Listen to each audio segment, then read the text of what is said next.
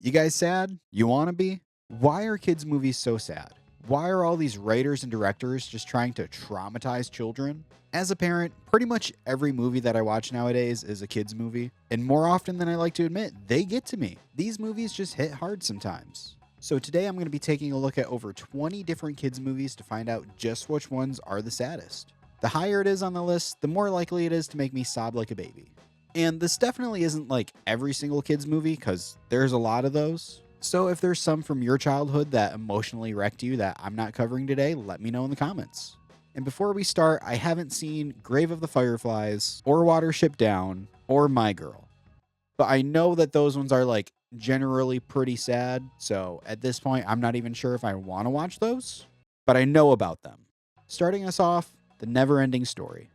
Now, this whole movie is sort of like based around sadness. The entire crux of the plot is them trying to stop the nothing from taking over, which is pretty much just consuming this world in darkness and sadness. So, like, plot-wise, it's conceptually pretty sad. But for a movie with a plot like this, it's oddly hopeful and inspiring a lot of the time. Most of the time.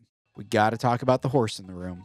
Watching the main character, Atreyu, practically begging his horse, Artax, not to give up in the swamp of sadness is absolutely devastating. He's being swallowed up in this pit of despair, Atreyu's begging for him not to give up, and as an audience, you're pretty much right there begging too. But, as you might know, Artax gives in and gets swallowed up.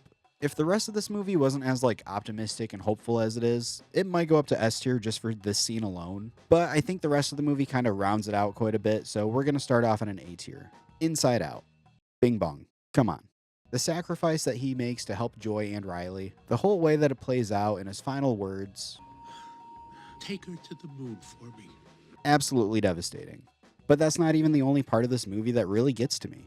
When Riley's breaking down at the end of the film and her parents are trying to comfort her and just everything's going wrong, that cuts pretty deep. Thankfully, this movie ends on a pretty light and heartfelt note, so while it does break your heart, it does sort of like put it back together for you. It's sad, but it's like the kind of sadness you need every once in a while. So we're going to go with an A tier. Inside Out 2. Not quite the emotional gut punch that the first movie was, but still pretty deep and heartfelt nonetheless. While the first movie is sort of like about the loss of childhood, this movie more reflects like the stress and, well, anxiety that comes with getting older. No real big traumatic like bing bong moment here, but it's still pretty tense and emotionally charged. It's a bit more of like a quieter and more introspective sadness this time around. So we're gonna go right below the first one on B tier. Coco. Fucking Coco, man. Now this one's fine for the most part. Like, to be fair, a lot of this movie is about Miguel sort of trying to find his place in the world and the afterworld, which can be sort of sad on its own.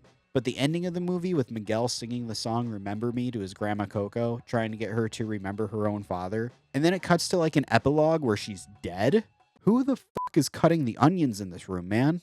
I don't think I've gotten through this movie a single time without tearing up at the end of it. I don't think it's quite as sad as some of the others, but damn does that scene get me. A tier. The Iron Giant. This movie is sneaky. It's got some like sad undertones going on throughout a lot of it, but nothing really quite bad until you get to the absolute sucker punch of an ending. You spend the whole movie building up this friendship between the main character Hogarth and the Iron Giant, just for it to be ripped away straight from the hearts of every single fucking 90s kid out there. The giant ends up sacrificing himself in one of the most emotional and heart-wrenching ways I've ever seen. And what I think is the icing on the cake of this one is that just a few scenes earlier, basically, Hogarth kind of like explains death to him, so he knows what's going on. Like, he is well aware of the sacrifice that he's making to save Hogarth and his new friends. There is a little bit of optimism at the end with like that loose screw sort of moving on its own. But man, it doesn't help when you can't even watch the ending of this movie through all the fucking tears in your eyes. S tier. Toy Story 2.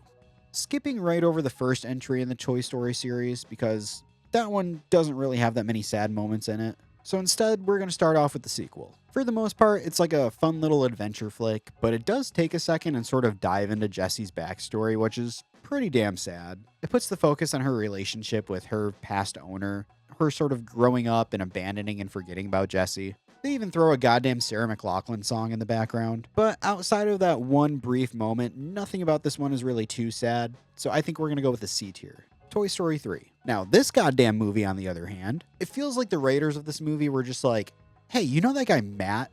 Let's fuck him up a little bit. Let's take all these characters that he grew up watching and had the physical toys of. And you know what? Now that he's in high school, let's make a whole movie about growing up and moving past your childhood and just sort of like emotionally wreck the guy. This shit felt personal. When this came out, I was like mid-high school, so I wasn't quite Andy's age, but it still hit me. Like, yeah, there's the whole incinerator scene where it seems like the toys are in peril, but they're not going to kill off all the toys. But they will abandon them. Okay, I guess not really abandoning. Andy moved on, he grew up, passed the toys along. It's still sad as fuck. Thankfully, it is sort of like an optimistic sort of sadness. You know, it's about moving on, moving past your childhood. And it's not sad in like the same traumatic way as some of these other movies, but it's still pretty fucking sad, dude. This is going on S tier for me. Up. You knew this was coming. Everybody knows the first 10 minutes or so of this movie is just straight fucked. One of the saddest montages in cinematic history, animated or otherwise. But honestly, not even taking that opening into account, it's still a pretty sad movie. The whole rest of this film is pretty much a portrayal of Carl trying to live with this grief. He's been sad and lonely since Ellie passed. He doesn't even want to be friends with this Russell kid. He just wants to stay alone and miserable. And then even at the ending, we get that sweet yet melancholic reveal with the adventure book. Up is sad as fuck. It goes on S tier. I don't think anyone's surprised at that. Transformers the movie. Now, this isn't the live-action Shia LaBeouf ones or even the Mark Wahlberg movies. We're talking the first ever movie based on the robots in disguise. Following the animated show based on the toy line, this movie is so much darker than its television predecessor. Right from the get-go, the movie starts killing off a bunch of Autobots, which are the good guys in case you didn't know. Like, you've got heroes from the TV series just being gunned down and destroyed right in front of you. So if you're a fan of the Saturday morning cartoons this was based on, you're basically just watching your heroes die in the first like 10 minutes of this thing. And then, of course, halfway through, we get the death of Optimus Prime, one of the biggest Transformers, probably the most well-known one, like the leader of the Autobots, which are the good guys. Now, from like a corporate standpoint, it seems like Hasbro just wanted to kill off the old characters to make room for a new toy line, which I guess makes sense in a business way, but I wonder if they knew how many kids' lives they were just playing with in their hands. Now me, I'm old, but I'm not that old. So I didn't have like the same experience with this that kids from the 80s would have. By the time I'd seen this, I'd already seen probably like the first 2 live action ones. And even then, I was never like a big fan of Transformers. So it didn't hit me like emotionally the way that I'm sure it devastated a lot of kids at the time. So just sort of looking at it from like an objective standpoint, I can see how this one could be pretty sad. Me personally, not too affected by it though, so I'm gonna go with a C tier. Homeward Bound. The setup alone for this movie just sort of lets you know what you're getting into right away. The whole plot is this trio of pets who get lost and end up trying to find their way home. There's a few like moments of peril, but ultimately they come out unscathed, at least until Shadow, the older dog, falls into a mud pit. He falls into the pit, tries to get out, but at this point he's too old, too injured, and just sort of gives up and decides he can't make it. So he tells the other animals to go on without him. It is sad as hell to watch. However, I was obsessed with this movie as a kid. So after the first couple of times, once you get to the ending where Shadow actually comes back and it turns out that he made it out of the pit and came back home, the sadness sort of wears off quite a bit. Like at first, you're fucking destroyed, but then everything turns out all right. So while the scene itself is pretty fucking sad, we get the happy ending at the end. And so once you know that, it's not too bad to watch. Probably gonna go with a B tier. Old Yeller. This one's a different story. If you're like me and had to be traumatized by the book this movie's based on in like the 3rd grade, just know that the movie sticks pretty fucking close to the source material. Now, Shadow in Homeward Bound had his whole fake out death, which was sad. Old Yeller doesn't get that. Instead, after rescuing the main character and his family time after time, Old Yeller ends up getting rabies after he's attacked by a wolf. And then, well, the character has to, you know, Old Yeller, Old Yeller. It's sad as hell. It's fucking ancient at this point, but anybody that's seen it, you know how fucking sad this movie is. Old Yeller's S tier. The Lion King. Hello, my fellow traumatized kids from the 90s. Now, this movie's got a couple layers of sadness going on here, but we all know at the core, it's Mufasa. And we're going to see quite a bit of Disney on this list since, you know, they sort of had a penchant of killing off moms or dads. You know, kids movie stuff. But I don't know if any of them hit quite as hard as Mufasa. You spend the movie up to this point following Simba, who's, just this playful kid lion that can't wait to grow up and be king. But when he gets caught in a stampede, his father Mufasa comes to his rescue, and for a second you think maybe everything will be alright, but then Scar says no. It's a pretty dramatic scene for a kid's movie, but what I think really makes this one a bit worse than some of the others is Simba's reaction to it. He's trying to wake up his dad, and then good old Uncle Scar comes in and immediately makes him feel like it's his fault and has him basically exile himself and run away. Eventually, Simba does come back and reclaim the throne, but man, this death hits pretty fucking hard. I don't think it's going quite on S tier for me, but it's a solid A tier. The Land Before Time. Just like The Lion King, The Land Before Time at its crux is just sort of like a movie about a kid learning to live with the loss of a parent. When Littlefoot gets attacked by a T-Rex, his mother helps save him and fight him off, but then an earthquake occurs and she doesn't make it.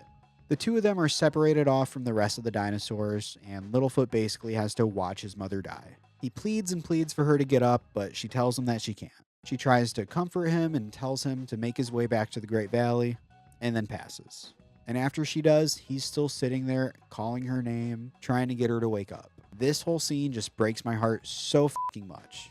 And it even gets worse a few minutes later when he's off on his own, sees his own shadow and assumes it's her because he's, still not fully grasped what's happened. Goddamn, why am I making this video? S tier. Finding Nemo. A lot of the times, these movies sort of give you like a glimpse into the relationship between the parents and the kids before they, Disney them. Not this time, though. How about we start off the movie with this family of hundreds getting whittled down to 2. Marlin and his mate Coral are getting excited for the hatching of their new babies, when all of a sudden they're attacked by a barracuda. It knocks out Marlin. He wakes up. All that's left is one single egg out of the hundreds that were there before. Absolutely sad and devastating. But maybe it's the fact that we're just now introduced to these characters when this happens, but it's not like heart-wrenching or anything. Like, it's definitely sad, but you're not like too attached to them at this point. And even then, it does sort of give you this like sliver of hope with the one egg being left instead of, all of them gone. Afterwards, the rest of the movie can be sort of emotional at times, but nothing really this devastating. I think this one's not really that bad once you get through the opening. Like, Up is sort of in the same boat where, it's got this super sad opening montage, but the rest of Up's pretty fucking sad, whereas the rest of this one's just sort of like a fun little adventure. Like, it's emotional and a bit stressful, but not very sad. I'm going to put this one on C tier. Bambi. Let's do it one more time. Another movie about an animal losing a parent. Why not? I got nothing better to do today. Hell yeah, dude. I hate making this. Unlike Lion King or The Land Before Time, I've only seen this movie like once or twice, so I'm not really like too attached to it like I am with some of the other characters. It's never hit me quite as hard as the others, but I do know this is like the OG of this sort of trope. We watch Bambi growing up with his mother, she's his whole world, his protector, his teacher, just his everything. But one fateful snowy day, she hears a hunter nearby and tells Bambi to run. And so he does, and he runs, and then his mother's nowhere to be found. He, of course, doesn't really understand what's happening and starts wandering through the snowy woods, calling out her name, which is pretty sad to watch. He does, however, find a deer that actually turns out to be his dad, who takes pity on him and takes him in. But at that point, his world is already shattered from this loss. And maybe it's because I would never really watch this movie as much, or maybe it's due to the fact that he still has a parent there, and so he's not completely alone and exiled. But this one just doesn't really hit me as hard as the others. So I'm going to go with a B tier. Onward.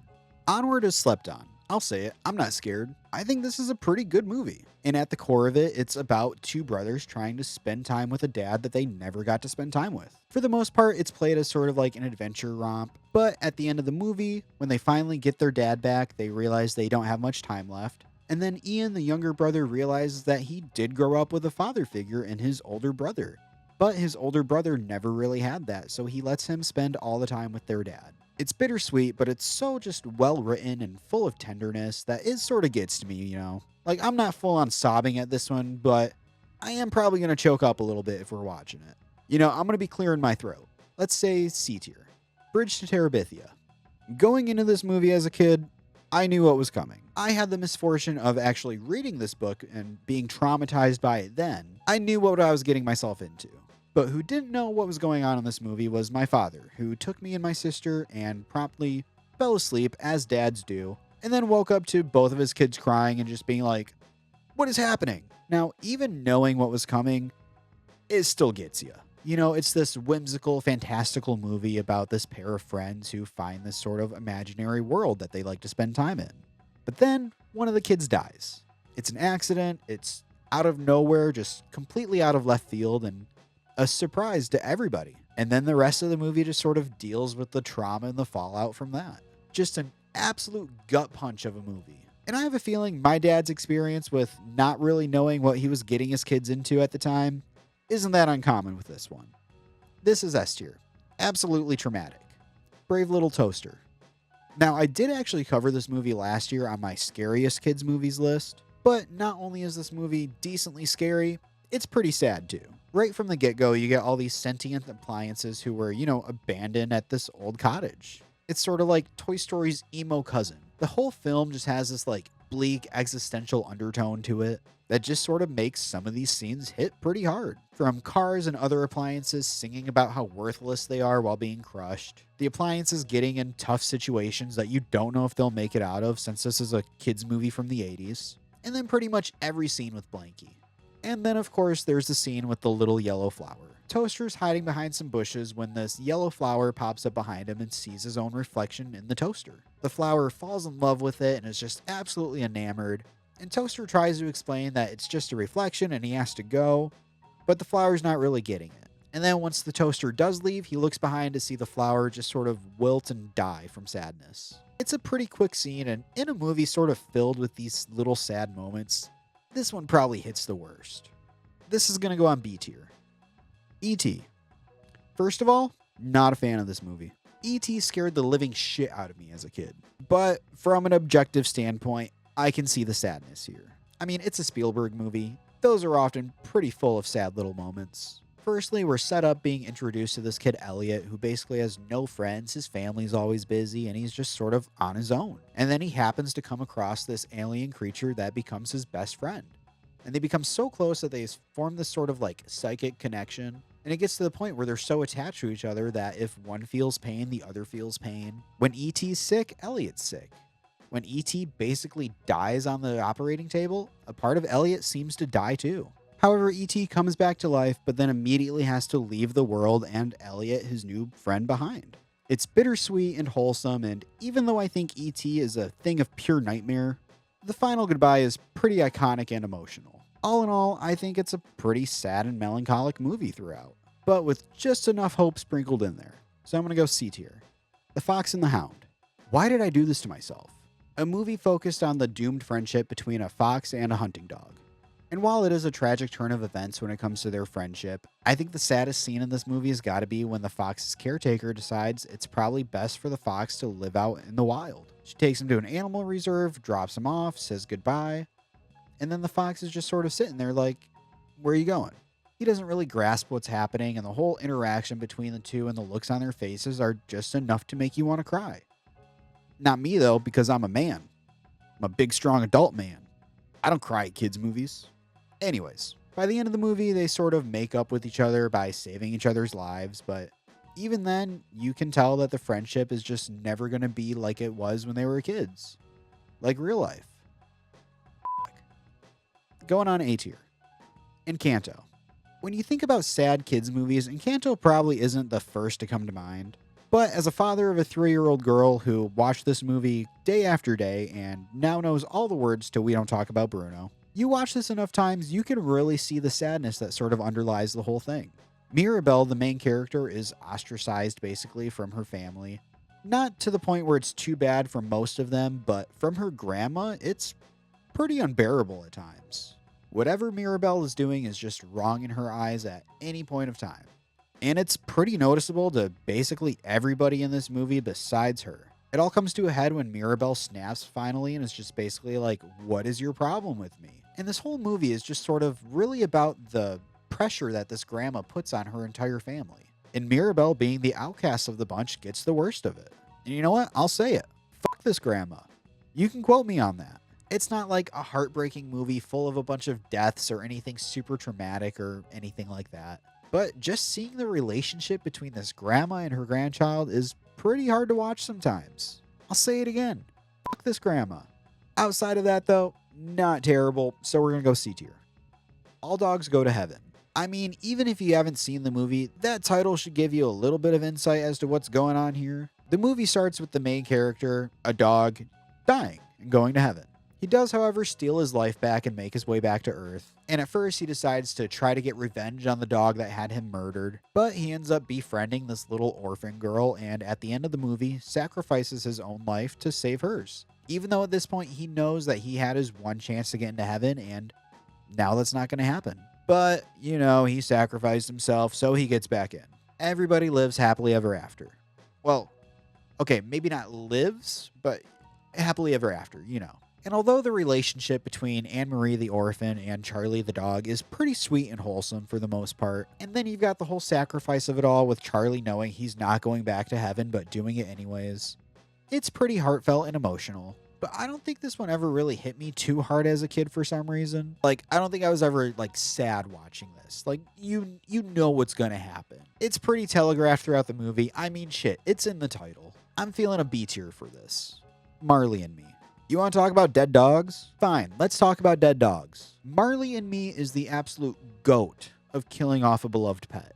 Probably not the best thing to be the best at, but someone's got to do it. For those who haven't seen the movie, it's about a man and a woman played by Owen Wilson and Jennifer Aniston. Wow. Who adopt a puppy named Marley who turns out to be a bit more than they can handle. He's mischievous, disobedient, and basically likes to make their life hell. But they push through it and they keep living their life with Marley by their side. Eventually they have children, those children grow up with Marley, and by this point the dogs become an indispensable part of their family. But then the movie decides to remind us what the worst part about having pets is, and we see the family have to put an elderly Marley down. And after watching this entire movie of this puppy growing up into being a loving member of this family, it fucking hurts. If you plan on watching this movie for the first time, have some tissues nearby. S tier. Into the Spider-Verse. Not only one of my all-time favorite superhero movies, but maybe even like just a top 10 movie in general for me. I have seen this thing so many times, and I keep getting more and more pissed when they keep delaying the next movie.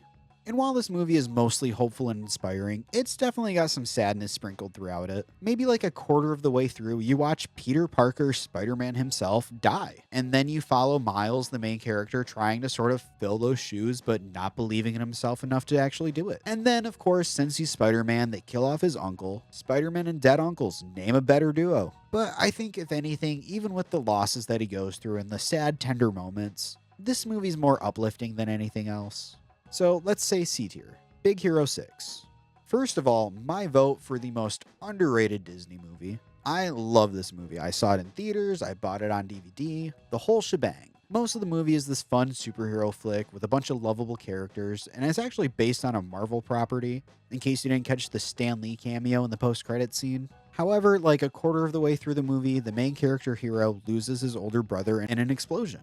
Up to this point, he's just been this great older brother, sort of like a mentor and teacher to Hero, doing everything he can to sort of help Hero believe himself and do better. But when he loses his brother, his whole world just sort of crumbles for a little bit. And honestly, the rest of the movie's pretty based around his grief and trying to process it, primarily through his new friend Baymax, who was created by his brother. None of the other scenes are really as sad as the moment when he loses him, but there's still the underlying sadness throughout pretty much the rest of the movie. It's just always kind of lingering there. I think this is going to go on B tier. The Mitchells versus the Machines. I think this movie's pretty slept on too. I'm excited that we're getting a sequel in a few years. But in my research for this video, this movie sort of just kept coming up, and I don't really see it. Like, it's definitely got an emotional core to it. The main focus of it is really the relationship between this father and daughter, and them sort of trying to rekindle the same relationship that they had when she was younger. And so while it sort of falls in the same realm of something like Encanto, it's a lot more subtle, and you're never really like mad at the father for not relating to her. He's trying his best, and so is she for the most part. You know, like, neither of them are really jerks about it like the grandma from Encanto.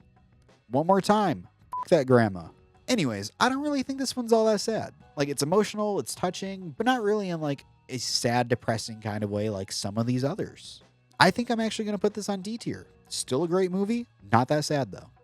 Pokemon the first movie. Gotta talk about fucking Pokemon, you know me. Now, for the first big screen adventure for Ash and Pikachu and the gang, this gets pretty dark at times. The main antagonist, Mewtwo, is just sort of spending the whole time having an identity crisis, being born in a lab and having no idea why he's here.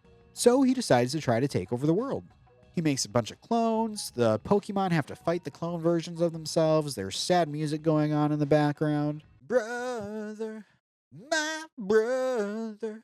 And you remember how earlier I said I wasn't really attached to Optimus Prime, so I wasn't sad when that happened?